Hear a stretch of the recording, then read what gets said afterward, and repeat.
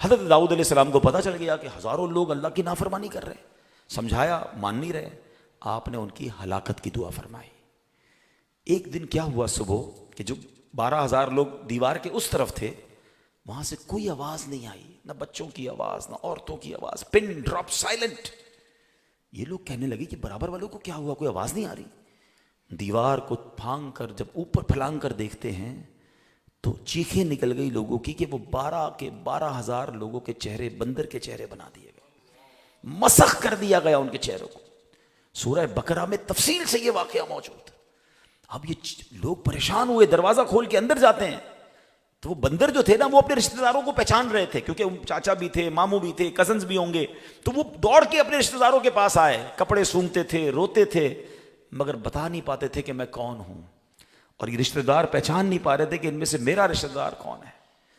3 دن بھوکے پیاسے رہ کر وہ سارے کے سارے مر گئے، ایک بھی بچا نہیں اس میں سے۔ کچھ لوگ یہ تھیوری بیان کرتے ہیں کہ اسی قوم کی بندر جتنے بھی دنیا میں وہ اسی قوم سے ہیں، تو یہ درست نہیں ہے۔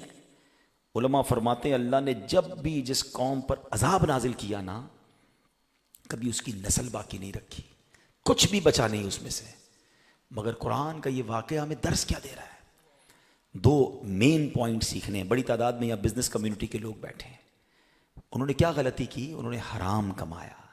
اللہ نے منع کیا تھا، اللہ کے نبی نے منع کیا تھا، نہیں مانے اور حرام کمایا، برباد کر دیے گئے۔ آج بھی لوگوں کو سمجھاتے ہیں مت کرو، لیکن کہتے ہیں سبھی تو کر رہے ہیں۔ حرام کوئی کما رہا ہے، کوئی جھوٹ بول کے کما رہا ہے، کوئی ملاوٹ کر کے کما رہا ہے، کوئی رشوت دے کے کما رہا ہے، کوئی سود کا کاروبار کر رہا ہے، پوری جناب امپائر کھڑا کر دیا سود پر۔ حالانکہ حدیثوں میں واضح موجود ہے کہ سود کا کام کرنے والا ایسا ہے جس نے اللہ سے جنگ کی۔ یار اللہ سے جنگ کر کے کون جیت سکتا ہے؟ اس نے برباد ہی ہونا ہے۔ تو زندگی کا ایک فارمولہ بنا لیں۔ جتنے میرے بھائی یہاں بیٹھے ہیں خود بھی فارمولہ بنائیں، اپنے بچوں کو بھی سمجھائیں کہ کچھ بھی ہو جائے ہم نے حرام نہیں کمانا ہے۔ ہاں یہ تھوڑا فیصلہ مشکل ہوتا ہے، ورنہ بلیو کریں، یقین کر لیں۔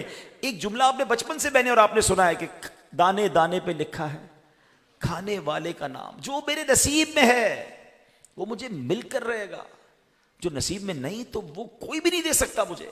اب انتظار تو کریں، آپ کو جو ملنا ہے وہ حلال سے ملنا ہے، آپ جلدی کر کے حرام کی طرف چلے جاتے ہیں جو جاتا ہے۔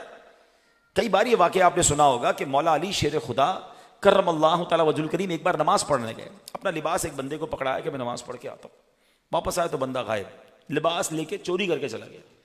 مولا علی کو بڑا افسوس ہوا، تھوڑا آگے گئے تو وہی لباس جنگی لباس تھا، ایک دکان پہ ٹنگا ہوا تھا۔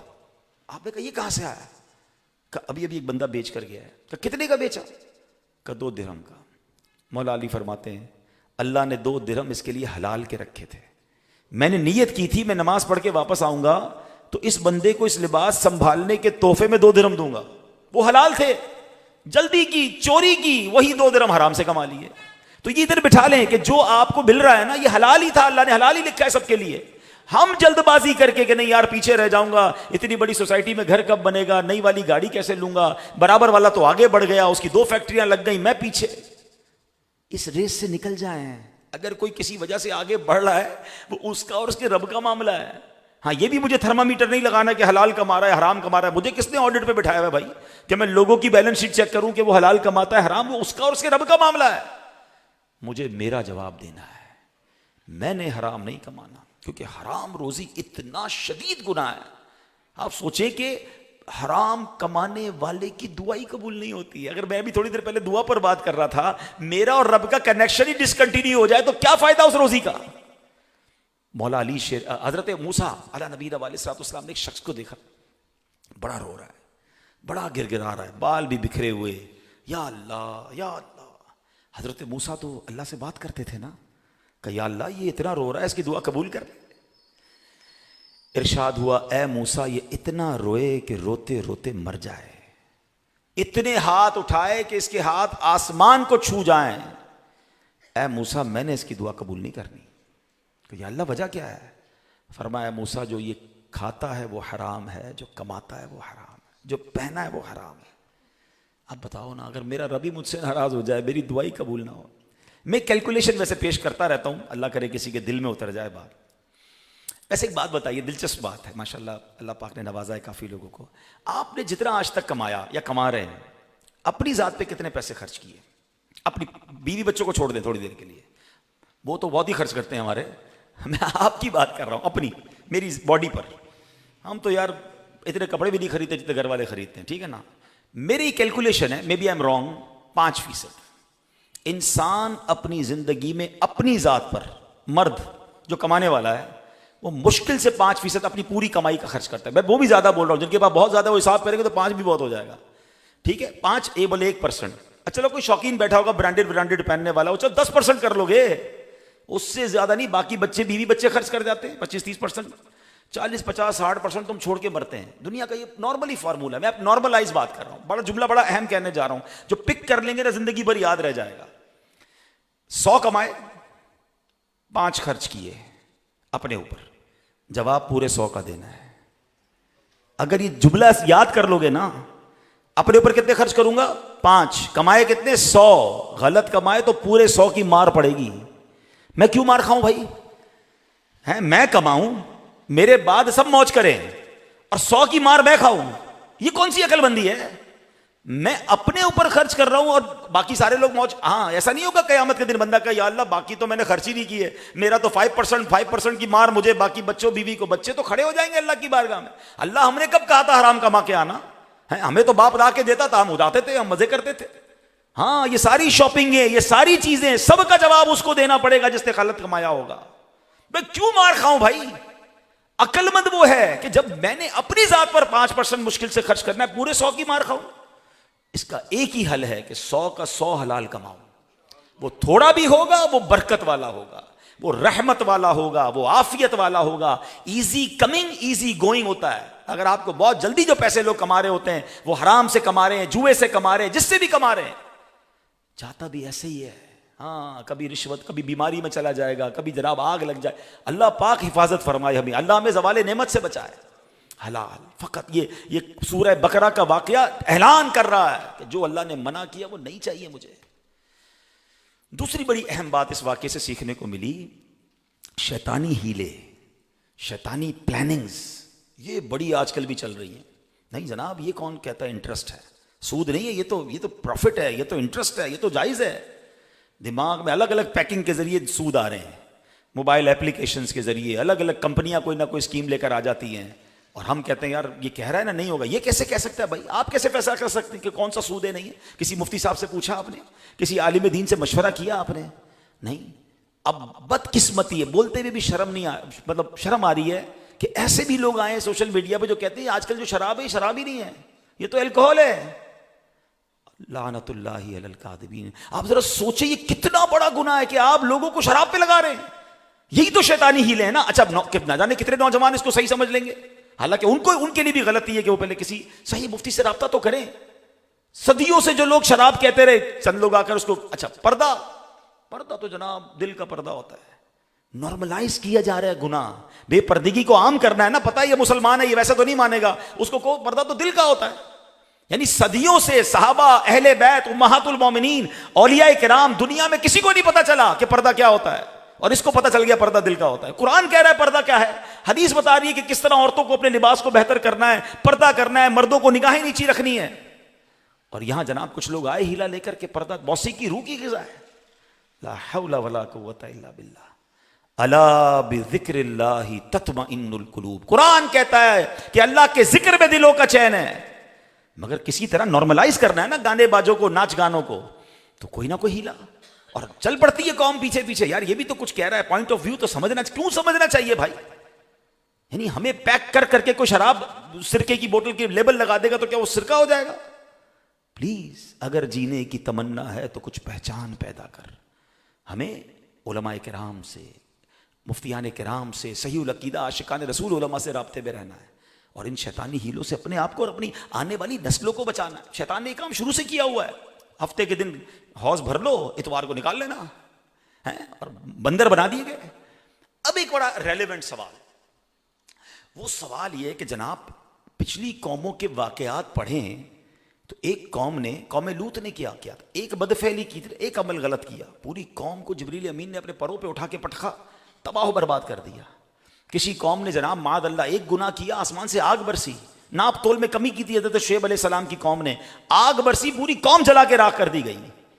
کسی قوم نے تکبر کیا، قوم عاد، قوم سمود، کیا ہوا کہ جناب ان کے اوپر ایسی آندھی، ایسا زلزلہ، ایسی چیخ آئی، سارے مارے گئے. دریائے نیل میں فرعون کی قوم کو غرق کر دیا گیا. پچھلی قوموں کو تو اتنے عذاب، ایک ایک دو دو گناہ پر. انفارچونیٹلی ابھی تو ایسا لگتا ہے سارے ہی گناہ اس قوم میں موجود ہیں. ہمارے معاشرے میں کون سا گناہ ہے جو نہیں ہو رہا، جو قرآن نے جس کی سزائیں بیان کی ہیں. تو کسی کے ذہن میں سوال تو آ سکتا ہے کہ بھئی اس قوم پر عذاب کیوں نہیں آ رہا، اس امت پر عذاب کیوں نہیں آ رہا. اس کی دو باتیں یاد کر لیجئے.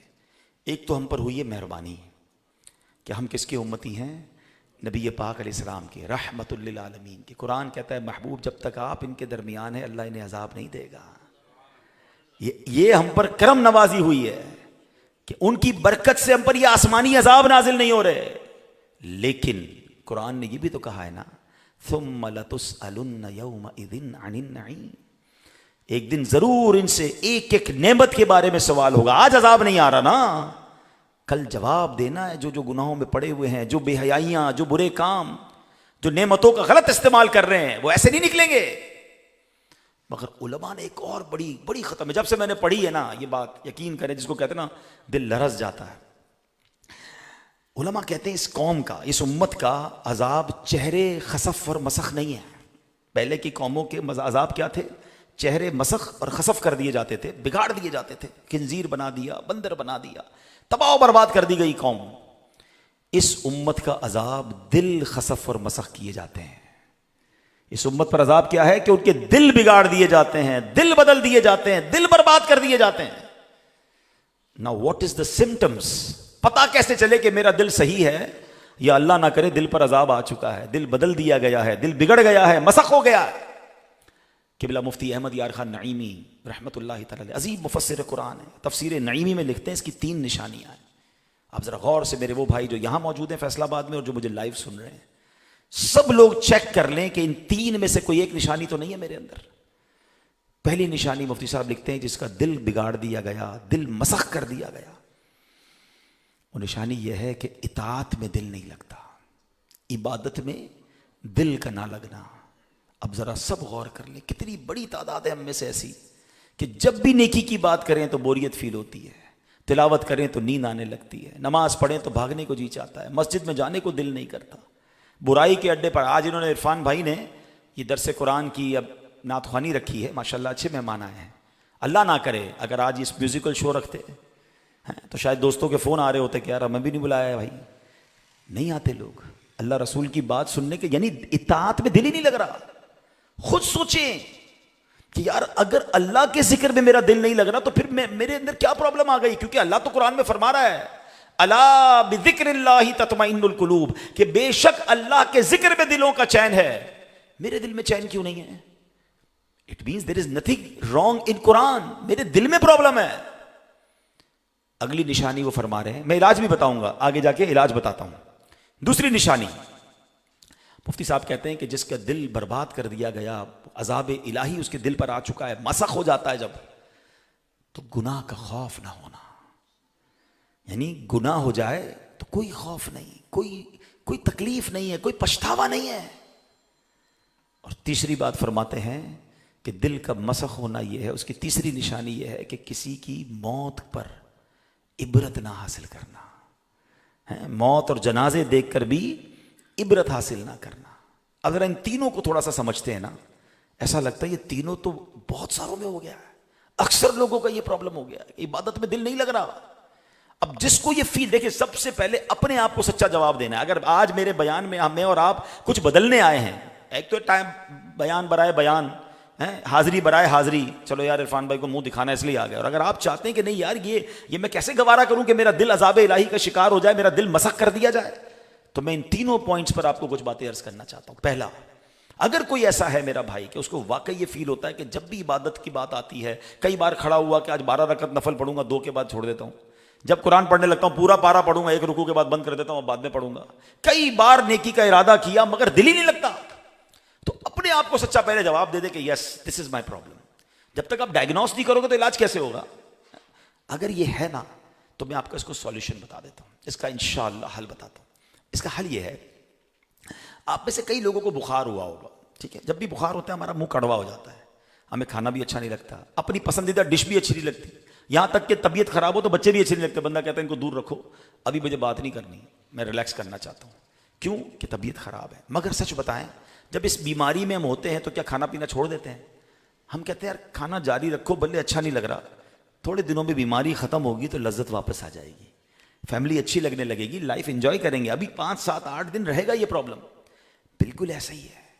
اگر کسی کے دل پر یہ زنگ لگ گیا ہے نا اور اس کو عبادت میں مزہ نہیں آ رہا، عبادت چھوڑ کے مت جانا، مسجد چھوڑ کے مت جانا، نیکی کی محفل چھوڑ کے مت جانا. آپ مشکل سے بیٹھیں کیونکہ ابھی اندر زنگ ہے. ایک وقت آئے گا کہ جب آپ یہ کنٹینیو کریں گے تو وہ زنگ دور ہوگا، ہر سجدہ لذت دینا شروع کر دے گا، ہر دعا میں آنسو بہیں گے، ہر محفل میں لطف آئے گا، ذکر الہی آپ کی روح کی غذا بن جائے گی. مگر کب؟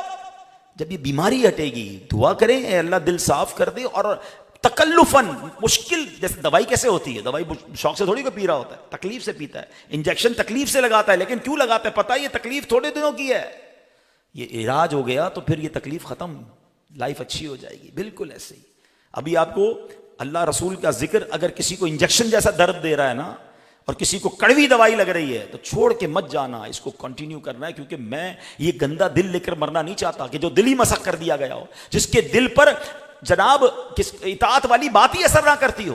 ایسا کیسا دل ہے میرا؟ دوسری بات فرمایا گناہ کا خوف نہ ہونا. یہ اتنا عام ہو گیا ہے. یعنی ایک تو دیکھیں، ہم سے پہلے سنتے تھے لوگ بڑے افسردہ ہو جاتے تھے، یار آج نماز قضا ہو گئی، آج یار یہ غلطی ہو گئی، افسوس ہو گیا.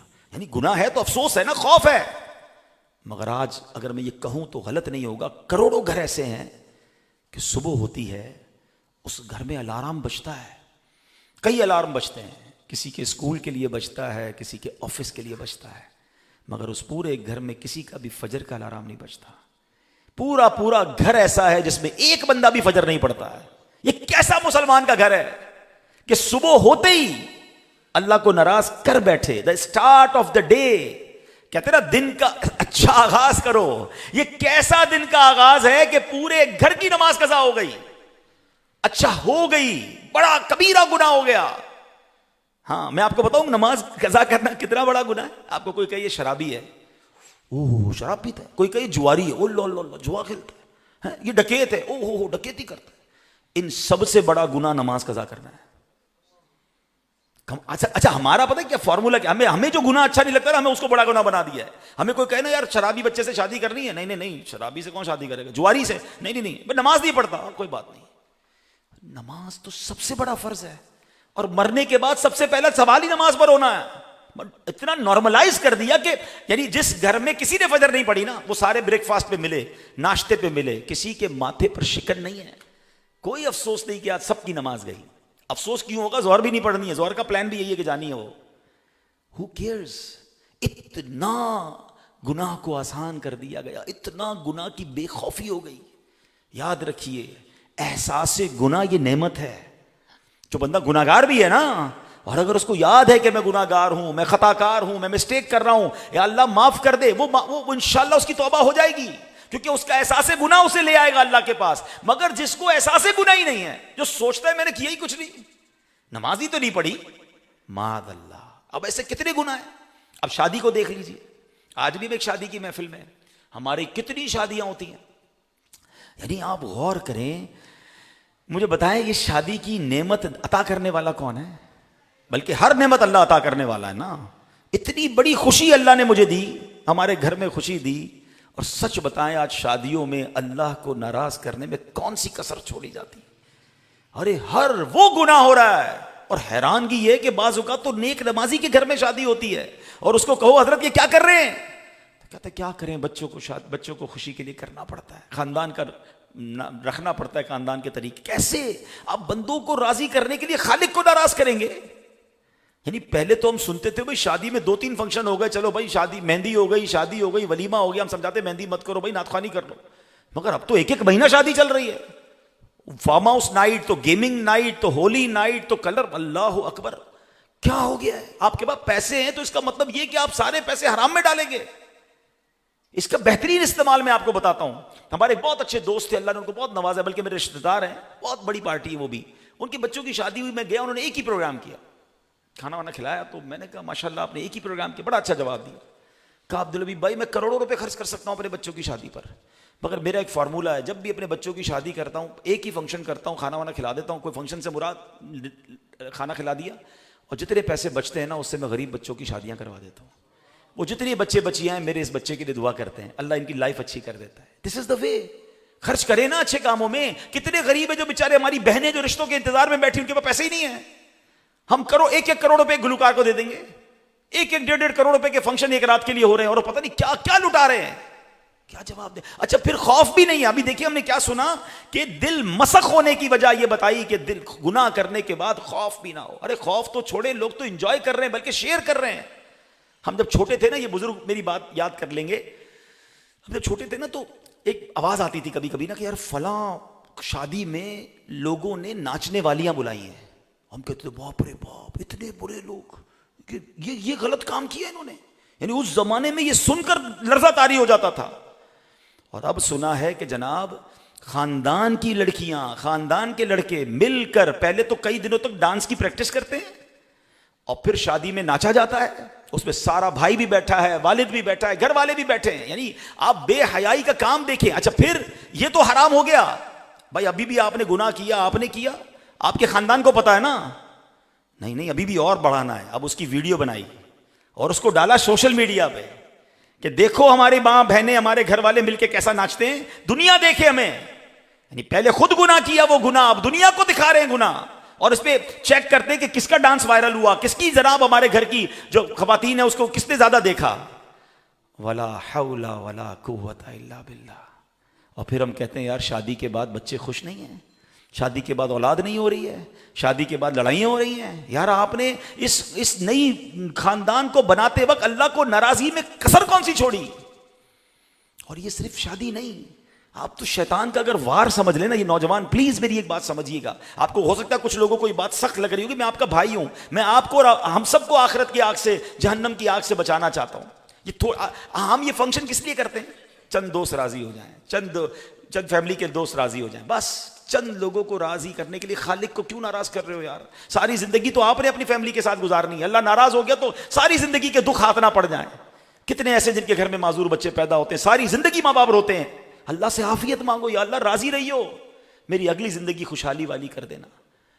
تو میں یہ آپ سے ایک سوال کرنا چاہتا ہوں کہ یہ کیسی خوشی. بلکہ میں ایک بات یہ کر رہا تھا, شیطان کا وار دیکھیں, not only in the wedding ceremony, whenever we try to celebrate something. زندگی میں جب بھی ہم خوشی بناتے ہیں نا, اللہ نعمت دیتا ہے تو خوشی بناتے ہیں نا, ہر خوشی میں بندہ رب کو ناراض کر رہا ہے. اولاد کون دیتا ہے؟ اولاد کی برتھ ڈے پہ کیا ہو رہا ہے؟ کون سا میوزک کا کام, کون سا حرام کام جو نہیں ہو رہا. کاروبار کون دیتا ہے؟ اللہ دے رہا ہے. کاروبار کی اوپننگ سیریمنی پہ کیا ہو رہا ہوتا ہے؟ پلازا بنا رہا ہوں بھائی, شاپنگ سینٹر کی اوپننگ ہے, کیا ہو رہا ہے؟ ناچ گانے میوزک. اچھا گھر کون دیتا ہے؟ اللہ. نئے گھر کی اوپننگ, ماشاءاللہ یہ بھی تو اوپننگ ہے گھر کی, مگر نئے گھر کی اوپننگ پہ بھی غلط. یعنی ہر وہ کام جو رب دے رہا ہے, ہر نعمت پر اللہ کو ناراض ہم کر رہے ہیں, اور عقل نہیں آ رہی کہ کر کیا رہے ہیں. میں صرف ایک سوال کرنا چاہتا ہوں آپ سب سے, وہ کیسی خوشی ہے کہ میں راضی, میرے گھر والے راضی, اور خوشی دینے والا مولا ناراض. یہ بنتی ہے خوشی. خوشی یہ ہے کہ میں بھی راضی, میرے گھر والے بھی راضی, اور خوشی دینے والا میرا مالک بھی راضی. اور اس نے وعدہ کیا ہے, لَإِن شَكَرْتُمْ لَأَزِيدَنَّكُمْ, تم میرا شکر ادا کرو میں تمہیں اور عطا کروں گا. آپ اگر چاہتے میری نعمتیں ملٹیپلائی ہو, میرا کاروبار آگے بڑھے, میری شادی خوشحالی والی شادی ہو جائے, میرا خاندان خوش باش رہے, تو شکر ادا کریں, نافرمانی نہ کریں, صدقہ خیرات دیں, اور غریبوں کی مدد کر دو. پھر دیکھیں ان کی دعائیں شامل ہوں گی, آپ کی خوشیاں ڈبل ملٹیپلائی ہوتی چلی جائیں گی. یہ شیطان کا وار ہے ہم پر کہ ہماری خوشیوں کو برباد کرنا چاہتا ہے. وہ ہر خوشی میں اللہ کو ناراض کروا دیتا ہے ہم سے. تو دوسرا دل خسف ہونے کی نشانی کیا ہے؟ کہ گناہ پر خوف نہ ہونا. گناہ ہو جائے معافی مانگے, آنسو بہائیں. ہم گناہ گار ہیں, ہم سب سے گناہ ہوتے ہیں, مگر اچھے گناہ گار حدیثوں میں فرمایا کہ جو توبہ کر لیتے ہیں, جو معافی مانگ لیتے ہیں. نبی پاک علیہ السلام کی سیرت میں ملتا ہے اب روز 70 بار استغفار کرتے تھے. ایک روایت کے مطابق 100 بار استغفار. کون؟ جن کے صدقے میں نے اور آپ نے بخشوایا جانا ہے انشاءاللہ. ہمارے آقا کی شفاعت سے ہم تو جائیں گے جنت میں. وہ 100 بار استغفار کریں اور میری زبان پر ایک بار دن میں معافی نہیں آتی, کیونکہ خیال ہی نہیں ہے نا میں گناہ گار ہوں. پہلے یہ تو لائیں اندر کے میں کتنا برا ہوں. تو وہ دل اچھا نہیں جس میں گناہ کا خوف نہ ہو, اور یہ گناہ پروموٹ نہ کرے. پلیز, میرے اپنے گناہ پہلے ہی بہت ہیں, میں کیوں لوگوں کو گناہ اپنے بتاؤں, میں کیوں اس گناہ کو لوگوں کو بھی اس گناہ پہ لگا دوں یار, اپنی تو معافی مانگ لوں پہلے.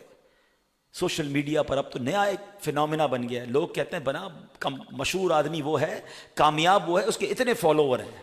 چھوٹے چھوٹے بچے یوٹیوبر بن گئے, چھوٹے چھوٹے گھر میں جناب اب ٹک ٹاک اور پتہ نہیں کیا کیا سافٹ ویئر آ گیا, بھائی میرے اتنے فالوور, اتنے میرے ویو.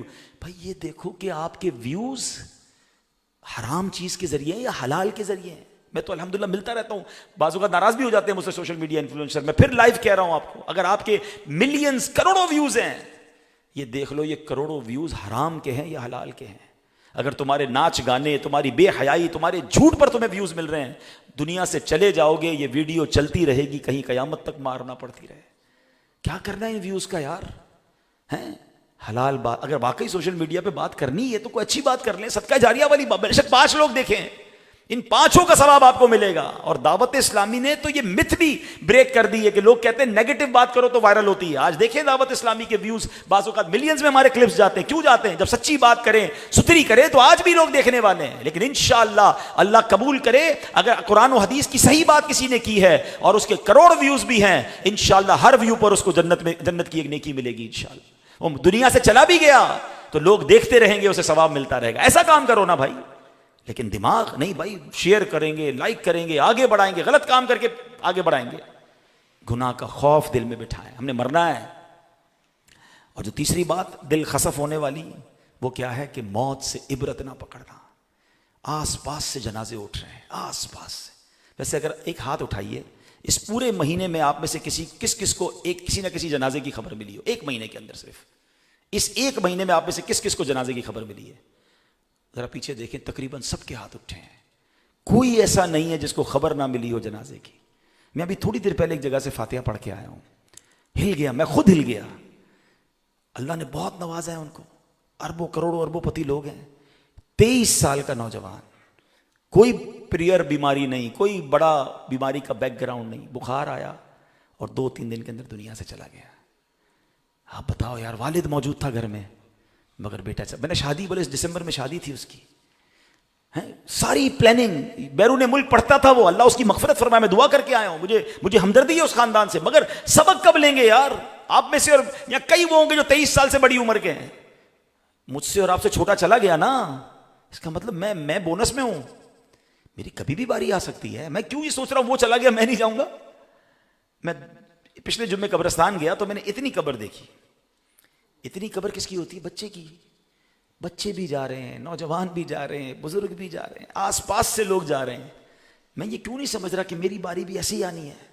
اچھا, ایک شعر بچپن سے سن رہے تھے, آگاہ اپنی موت سے کوئی بشر نہیں, سامان 100 برس کا ہے, پل کی خبر نہیں. لیکن یہ جو پل کی خبر نہیں ہے نا, یہ اب تو وٹنس ہونا شروع ہو گئی. پہلے سنتے تھے, اب تو دیکھنے میں. اور آپ کیسے سی سی ٹی وی فوٹیج دیکھی ہوگی آپ نے, سوشل میڈیا پہ سب آ گیا کہ بیٹھے بیٹھے بندہ گرا اور مر گیا, کام کرتے کرتے کمپیوٹر پہ گرا اور انتقال ہو گیا, تقریر کرتے کرتے. ماشاءاللہ کچھ ایسے بھی علماء تھے درود پاک پڑھتے پڑھتے دنیا سے گئے. لیکن کیسے گئے؟ کرکٹر, فٹ بالر جناب سپورٹس کے میدان میں گر رہے ہیں اور انتقال ہو جاتا ہے. یار سپورٹس مین تو فٹ ہوتا ہے, کولیسٹرول بھی نہیں ہوتا, وہ تو بڑا دوڑتا بھاگتا محنت ورزشی. یہ کیا ہوا, یہ کیسے چلا گیا؟ یہی بات ہمیں سیکھنی. یعنی اب تو آنکھوں سے دیکھ رہے ہیں, پل کی خبر نہیں. 1 سیکنڈ پہلے اس بندے کو نہیں پتا کہ اگلے سیکنڈ میں دنیا سے جا رہا ہوں. اتنا باریک فرق ہے زندگی اور موت میں. پھر ہم کس بات کا انتظار کر رہے ہیں؟ پھر کیوں عبرت نہیں پکڑ رہے؟ وہ بندہ کیسے حرام کما سکتا ہے, وہ بندہ کیسے کسی پر زیادتی کر سکتا ہے جس کو پتا ہے مجھے آج کا نہیں پتا میں دنیا میں بستر پر سوؤں گا یا قبر پر سوؤں گا. خدا را عقل مند وہ ہے, وہ ایسے جیے کہ میں آج بھی مر سکتا ہوں. آپ کو کوئی کہے جناب آپ کو کبھی بھی فون آئے گا, ایئرپورٹ پہنچنا ہے, آپ کی فلائٹ کبھی بھی ہو سکتی ہے ارجنٹ, عقل مند آدمی کیا کرے گا؟ پاسپورٹ جیب میں رکھے گا اور بیگ گاڑی میں رکھے گا, اپنے ساتھ رکھے گا. یار کبھی بھی فون آئے گا تو گھر کہاں جاؤں گا بیگ لینے, پاسپورٹ لینے, ایسے ہی نا. وہاں سے تو فون آئے گا کہ فلائٹ کب ہے, یہاں سے تو فون بھی نہیں آنا. تو عقل مند کون ہے کہ پاسپورٹ جیب میں رکھے, ہاں قبر کا پاسپورٹ. ایمان کا پاسپورٹ, اللہ کی رضا والا پاسپورٹ جیب میں رکھے کہ اگر آج بلاوا آ گیا تو کلمہ پڑھتے پڑھتے چلا جاؤں گا, انشاءاللہ قبر میں جاؤں گا تو میرے اللہ بھی راضی, میرا رب بھی راضی ہوگا, میرے حبیب علیہ السلام بھی راضی ہوں گے. ایسی زندگی گزارے نا, مگر ہے ہی نہیں احساس. 5 سال بعد کیا کرنا ہے, 10 سال بعد کیا کرنا ہے. یار ابھی یہ فیکٹری لگائی ہے نا تو بس 15 سال اتنے ہو جائیں گے, پھر ایک اور لگا لیں گے. گھر بناتے وقت بلڈر کو بلا کے کہتے ہیں یار ایسی بنیاد ڈالو 70-80 سال تو یہ گھر مضبوط رہے. یار قبر کی بنیاد ڈالی کہ نہیں, پتہ نہیں اس گھر میں کتنے سال رہو گے, وہاں تو جانا ہی جانا ہے. تو چند باتیں میں نے آپ کو عرض کر دی ہیں. اللہ کرے کہ کچھ لوگ بھی میرے میسج لے جائیں گے تو میرے لیے شاید یہ میری بھی مغفرت, اللہ مجھے بھی توبہ کی توفیق عطا. باتیں بڑی بڑی ہم کرتے ہیں, اللہ کرے دل سے یہ باتیں ہم سمجھیں. اور یہ باتیں جو ہے نا دل خسف والی, یہ ڈراتی ہیں کہ کہیں دل پر عذاب تو نہیں آ گیا. نہ شرمندگی ہو رہی ہے, نہ گناہ کا خوف ہے, نہ کوئی مرتے وقت عبرت ہے. یار بس ابھی جنازہ پڑھ کے آ رہا ہوں, فنکشن میں آ رہا ہوں, جنازہ پڑھ کے فنکشن کی ٹائم دے رہا ہے. یعنی اس کو احساس نہیں ہے کہ یار کوئی چلا گیا تم بھی جانے والے ہو. تو عبرت لیں, توبہ کریں. ابھی تو بڑا کمال کا مہینہ آنے والا ہے, اللہ کو راضی کرنے والا. یقین کریں رمضان مل گیا نا, ہم تو دعا پہلے یہ کریں یا اللہ خیر سے رمضان سے ملا دینا, ہماری لاٹری لگ جانی ہے انشاءاللہ. وہ تو رحمتوں کی برسات ہے نا اس کے اندر, مگر اس میں بھی اگر کوئی اللہ کو راضی نہ کر پایا تو وہ اپنے بارے میں سوچے. تو اے میرے پیارے اسلامی بھائیوں, ان باتوں کو یاد رکھیے, عمل کیجئے. ایسی آخرت کی یاد دلانے والی باتیں دعوت اسلامی کے ماحول میں سکھائی جاتی ہیں. آیا کریں اجتماع میں, ہمارے سوشل میڈیا کے اکاؤنٹس کو, مدنی چینل کو فالو کریں تاکہ ایسے بیان مزید سنیں گے تو دل پر اثر ہوتا رہے گا, ہم بھی بدل جائیں گے انشاءاللہ. اور پھر ساتھ عرض یہ ہے کہ دعوت اسلامی جو تبلیغ قرآن و سنت کی عظیم الشان آرگنائزیشن ہے, 150 سے زیادہ ملکوں میں اپنی بات پہنچا چکی ہے, اپنا پیغام پہنچا چکی ہے. ہمارے 19,000 سے زیادہ مدرسے ہیں, جامعات ہیں, جہاں تقریباً 5 لاکھ کے قریب بچے اور بچیاں بغیر فیس کے قرآن پاک پڑھ رہے ہیں, درس نظامی کر رہے ہیں. تقریباً 7.25 لاکھ کے قریب بچوں نے یا تو ناظرہ پڑھ لیا ہے, یا حفظ قرآن کر لیا ہے, یا درس نظامی کر لیا ہے. اس امت کو ہزاروں لاکھوں علماء اور حافظ دعوت اسلامی دے رہی ہے. 7,000 کے قریب مساجد دعوت اسلامی دنیا بھر میں بنا چکی ہے. اور اتنے بڑے دینی نیٹ ورک کے ساتھ, جبھی میں سوشل میڈیا کی بات کر رہا تھا, سوشل میڈیا پہ 7 کروڑ سے زیادہ فالوورز ہیں اللہ کی رحمت سے.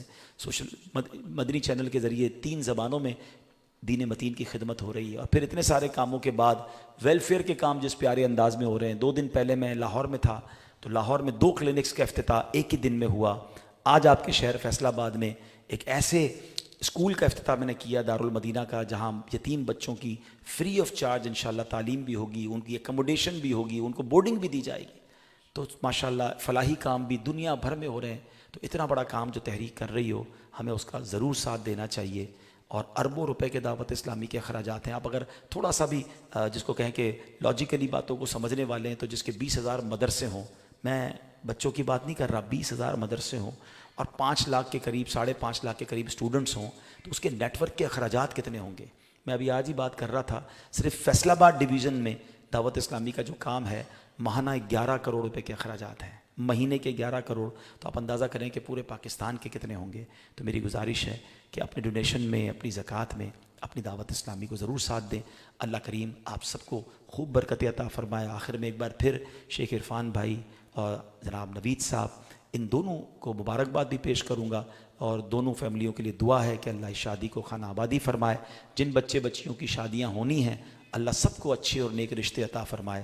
یہ میرے نوجوان جو ہے ایک آج نیت کر جائیں کہ میں نے انشاءاللہ اب جو ہے ایسی خوشی منانی ہے. آپ خود اسٹینڈ لے لیں کہ میں نے اپنی شادی ایسے کرنی ہے کہ میں نے اللہ کو ناراض نہیں کرنا.